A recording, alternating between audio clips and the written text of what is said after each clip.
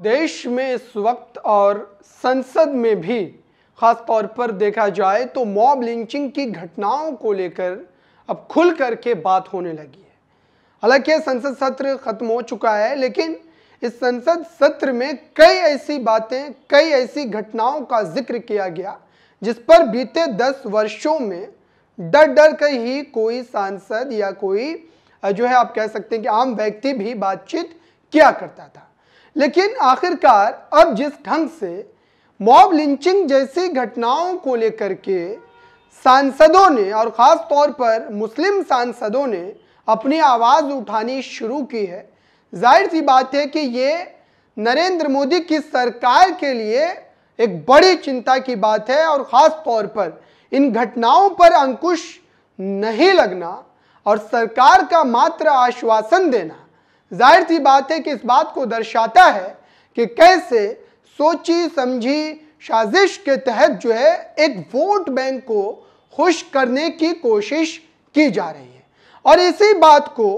संसद में असदुद्दीन ओवैसी ने भी उठाया, इमरान मसूद ने भी उठाया, इमरान प्रतापगढ़ी ने भी उठाया और कई अन्य सांसदों ने भी उठाया जो विपक्ष के बड़े चेहरे के रूप में जाने जाते हैं। AIMIM के एक जो है ट्विटर हैंडल से जो बात कही गई है वो काफ़ी ज़्यादा चिंताजनक है। हालांकि ये सारी की सारी चर्चा संसद में भी असदुद्दीन ओवैसी के द्वारा की गई। उन्होंने साफ तौर पर इस बात का जिक्र किया है जो उनकी पार्टी का ऑफिशियल एक्स प्लेटफॉर्म जो है 4 जून के बाद 6 मुसलमानों की मॉब लिंचिंग हुई है। मध्य प्रदेश में सरकार के द्वारा 11 मुसलमानों के घरों पर बुलडोजर चला दिया गया। और हिमाचल प्रदेश की वो घटना आपको याद ही होगी जब मात्र इस बुनियाद पर या इस शक के अभाव में कि वहां पर गौकशी की गई है, गौ का मांस है, इसको लेकर के उस पूरी की पूरी दुकान को तहस नहस कर दिया जाता है, पूरी की पूरी दुकान को लूट लिया जाता है। और ये कोई डकैत या बाहर के आए हुए लोग नहीं कर रहे थे, ये उसी मोहल्ले के लोग जो उनके साथ रहते हैं उनके द्वारा की गई है ये घटना। अब सोचिए कि एक समाज के जहन में क्या वाकई इतनी ज़्यादा नफरत भरी जा सकती है कि वो इस कदर उतारू हो जाए कि अपने साथ अपने मोहल्ले में रहने वाले किसी एक परिवार के खिलाफ और उनकी जान को लेकर के वो इस बात तक की परवाह न कर पाए कि आखिरकार उसने जो गलती की है या उस पर जो आरोप लगाए जा रहे हैं क्या वाकई उसके सबूत पर्याप्त मौजूद हैं। और कानून व्यवस्था को जिस ढंग से हाथों में लिया जा रहा है, खास करके कहीं पर भी कोई बड़ी घटना घटती है मुसलमानों से जुड़ी हुई तो भीड़ आक्रोशित होकर के उस पर टूट पड़ती है। इसी पूरे मामले को लेकर के मनोज झा भी जो कि आरजेडी के राज्यसभा सांसद है, उन्होंने भी बड़ी बात कही थी। हालांकि कविता के माध्यम से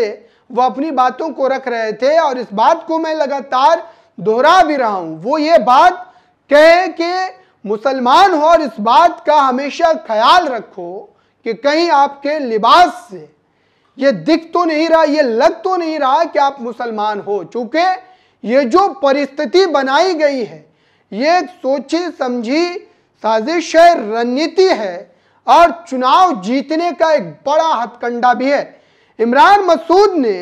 भी 3 दिन पहले एक ट्वीट किया था और उसमें उन्होंने जो बात कही है, जो घटना स्थल पर पहुंच करके उन्होंने ट्वीट किया था, सहारनपुर के गंगो लखनौती में मॉब लिंचिंग से पीड़ित परिवार से वो मिलने गए थे और जब वो कल संसद में बोल रहे थे तो इसी बात का जिक्र कर रहे थे कि उनके संसदीय क्षेत्र में भी इस तरीके की घटनाओं में लगातार इजाफा हो रहा है और सरकार मुख्य दर्शक बनी हुई है। चूंकि जब भी मॉब लिंचिंग की घटना होती है तो सरकार मात्र इस बात को कहकर अपना पल्ला झाड़ लेती है कि इसके खिलाफ कड़े कानून बना दिए गए हैं और आने वाले दिनों में अगर इस तरीके की घटना किसी भी जगह घट जाती है तो आरोपी को बख्शा नहीं जाएगा। अब सोचिए मात्र इस तरीके की बातों को कहकर पीड़ित परिवार को चुप कराया जाता है या आश्वासन दे करके उनको उनके हाल पर छोड़ दिया जाता है। अब जिस ढंग से मॉब लिंचिंग की घटनाओं का जिक्र हुआ है, तो जो ताजा तरीन घटना है उसका भी जिक्र करना चाहिए, चूंकि ये इतनी गंभीर बात है दर्शकों कि अगर इस तरीके से इस घटनाओं का लगातार बढ़ जाना और सरकार पर इसका असर न पड़ना, खामोश तमाशाई बन जाना, सरकार के तमाम अधिकारियों की बात करें, सरकार के उन अमलों की बात करें जो इन घटनाओं को लेकर के कड़े तौर पर एक्शन नहीं लेते हैं, दरअसल उनके लिए भी एक बड़ा सवाल है। कोडरमा जिले के कटिया गांव में भीड़ ने एक मस्जिद के इमाम को, जिनका नाम मौलाना शहाबुद्दीन है, पीट पीट कर उनकी हत्या कर दी जाती है। अब सोचिए कि जिस समय संसद का सत्र चल रहा था, जिस समय संसद में कानून के वो तमाम बड़े सिपाही अपनी अपनी बातों को रख रहे थे, ठीक उन्हीं घंटों के दरमियान में झारखंड के कोडरमा में ये बड़ी घटना घट जाती है और उसमें मस्जिद के इमाम को इतना मारा जाता है कि उनकी हत्या हो जाती है। अब सोचिए कि एक लोकतांत्रिक व्यवस्था में रहते हुए क्या एक आम नागरिक सही ढंग से अपने धर्म के तमाम रिचुअल्स को फॉलो नहीं कर सकता? और क्या उनके खिलाफ एक भीड़ तंत्र इस तरीके से हत्या करने पर उतारू हो जाती है? और फिर उसके बाद कई ऐसी घटनाएं जिनका मैं जिक्र करूं तो वक्त बहुत ज्यादा लगेगा, चूंकि आपको ये बात समझनी पड़ेगी कि एक राजनीतिक शय जो है उनको प्राप्त है। और यही वजह है कि भारतीय जनता पार्टी के कई बड़े नेताओं ने इस तरीके के बयान दिए हैं और इस तरीके के बयान के बाद जिस तरीके से भीड़ जो है वो उग्र होती है और वो तत्व जो लगातार इस तरीके की घटनाओं में मुलविस पाए जाते हैं, जो शामिल होते हैं,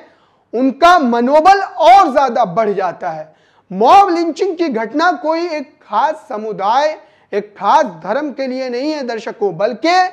तमाम ऐसे लोग जो सरकार के खिलाफ अपनी बातों को रखते हैं, मजबूत ढंग से रखते हैं। यहां तक कि अगर आप एक सोशल एक्टिविस्ट हैं, अगर आप पत्रकारिता से भी आते हैं, उस क्षेत्र में अपनी बातों को प्रमुखता से आप उठा रहे हैं, तब भी आपकी जान की परवाह आपको करनी चाहिए, क्योंकि कब ये भीड़ तंत्र आपके ऊपर हावी हो जाएगा, आपकी जान का एक तरीके से कहीं ना कहीं प्यासा बन जाएगा, यह आपको पता तक नहीं चलेगा। और ये घटना लगातार जिस तरीके से बढ़ रही है काफी ज्यादा संवेदनशील है। हालांकि जो भारतीय दंड संहिता नहीं लागू की गई है दर्शकों, इसमें अब मॉब लिंचिंग की घटना को लेकर के सजा का जो प्रावधान है वो बहुत ही ज्यादा बढ़ा दिया गया है, लेकिन उसके बावजूद भी इस तरीके की घटनाओं में लगातार इजाफा हो रहा है। और मैंने वो तमाम जो बातें की गई है अब तक की, वो आपको बताकर ये समझाने की कोशिश की है कि आखिरकार इमरान मसूद या इमरान प्रताप गढ़ी या फिर असदुद्दीन ओवैसी, इस तरीके के बड़े चेहरे जो मुस्लिम आप कह सकते हैं कि सियासत का हिस्सा है, उस समाज का नेतृत्व करते हैं, उन्होंने प्रमुखता से संसद के भीतर इन तमाम आवाजों को उठाया है। कल की अगर हम बात करें, जो बातें कही गई थी इमरान प्रताप गढ़ी के द्वारा कि मैं आईना हूं, दिखाऊंगा वो सारी चीजें, और अगर आपको डर लगता है तो सामने से हट जाए, तो ये सरकार की उन तमाम मंशाओं पर एक तरीके का बड़ा चोट है। और ये बताने की कोशिश की गई है कि जो बीते 10 वर्षों में एक डर का और भय का माहौल बनाया गया है खास समुदाय के खिलाफ, दरअसल उसका अब अंत होने को आ गया है, क्योंकि इस बार अब विपक्ष भी एक मजबूत भूमिका में नजर आ रहा है और विपक्ष के उन तमाम सांसदों ने भी इस पूरे मुद्दे को प्रमुखता से उठाने की कोशिश की है। आपको क्या लगता है दर्शकों, क्या वाकई इस तरीके की घटनाओं पर अब तक किसी भी तरीके से रोक लगाने में अगर सरकार असफल नजर आती है, तो क्या इसके पीछे राजनीति है? क्या इसके पीछे कहीं ना कहीं वो मंशा है जो 400 पार की मंशा को लेकर भारतीय जनता पार्टी 2024 के इस चुनाव में लगातार हर मंचों से भाजपा के वो तमाम शीर्ष स्तर के बड़े नेता अपनी दावेदारी पेश करते हैं, लेकिन उसके बावजूद भी जनता इस बात को बखूबी समझ चुकी थी कि अगर फिर से एक बार भाजपा की वो बहुमत वाली सरकार बन जाती है तो समाज में अराजक तत्व जो हैं वो पूरे तौर पर, खुले तौर पर जो इस तरीके के भीड़ तंत्र का हिस्सा बनकर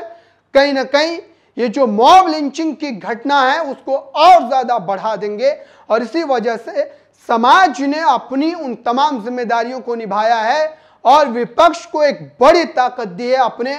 वोट के अधिकार के माध्यम से। आपको क्या लगता है, क्या वाकई मॉब लिंचिंग जैसी घटनाओं को लेकर के जो अब मुस्लिम सांसदों ने एकत्रित होकर के इन तमाम बातों को उठाना शुरू कर दिया है, क्या सरकार को अब इस पर झुकने पर मजबूर होना पड़ेगा और वो तमाम तत्व जो कहीं ना कहीं राजनीतिक शय को पाते हुए